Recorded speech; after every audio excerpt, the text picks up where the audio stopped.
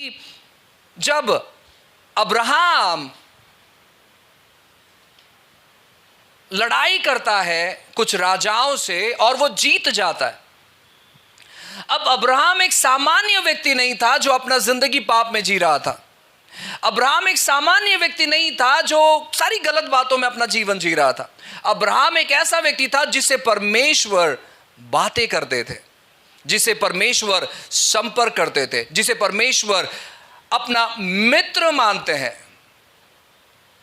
दाऊद परमेश्वर के हृदय के पीछे रहने वाला व्यक्ति था, लेकिन बाइबल अब्राहम को परमेश्वर का दोस्त है कर बताता है।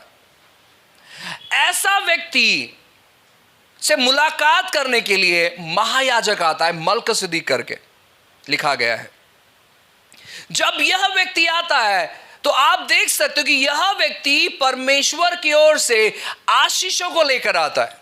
वो अब्राहम को ब्लेस करता है, अब्राहम को आशीष देता है। और परमेश्वर ने जो वाचा अब्राहम से बांधा था, अब्राहम से पहले परमेश्वर ने किसी के साथ कोई वाचा नहीं बांधा था, खास करके उनके पीढ़ियों के बारे में। बहुत सारे लोग अब्राहम से पहले होकर गए, लेकिन उन्होंने परमेश्वर ने किसी से भी वाचा नहीं बांधा था। परमेश्वर ने नूह से वाचा नहीं बांधी थी, परमेश्वर ने हनोक से वाचा नहीं बांधी थी, परमेश्वर ने आदम से वाचा नहीं बांधी थी, लेकिन परमेश्वर ने अब्राहम से वाचा बांधी थी कि मैं तेरे पीढ़ी को आशीषित करूंगा। तेरा जनरेशन, तेरी पीढ़ी तारों के नाई होगी, समंदर के रेत के नाई होगी, वे आशीषित होंगे। परमेश्वर ने अब्राहम से आशीष की वाचा बांधी, और वही वाचा उसके बाद इसहाक के जीवन में पूरा हुआ। इसहाक के बाद याकूब के जीवन में पूरा हुआ, और याकूब अपने 12 बच्चों को जन्म देता है। और उन 12 में से एक व्यक्ति होता है जिसको हम लेवी की गोत्र कहते हैं। और परमेश्वर इन लेवियों को खास करके नियुक्त करता है सेवा करने के लिए। आप जब पुराने समय में देखोगे तो पुराने समय में यही वो लोग थे जो परमेश्वर के भवन का देखरेख करते थे। यही वो लोग थे जहां से परमेश्वर लोगों को आशीषित करता था, जहां से परमेश्वर लोगों से संपर्क करता था। पुराने समय में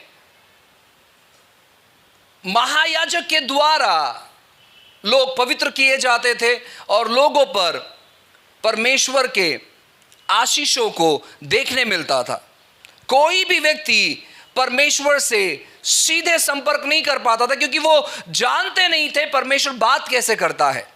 इसीलिए उनके मध्यस्थी करने के लिए परमेश्वर ने महायाजक को नियुक्त किया था। महायाजक के बाद बहुत सारे याजक थे,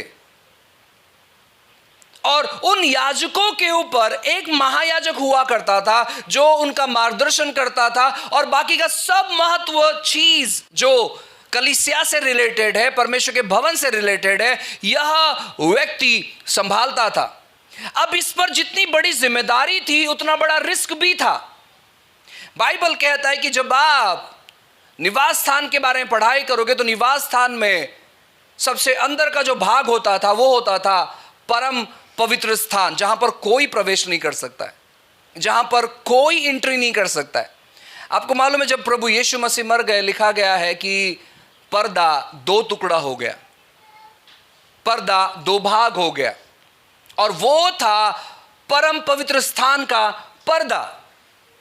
और पर्दे के अंदर परमेश्वर की उपस्थिति होती थी, और परमेश्वर की उपस्थिति जो वहां पर होती थी वो बहुत अद्भुत होती थी।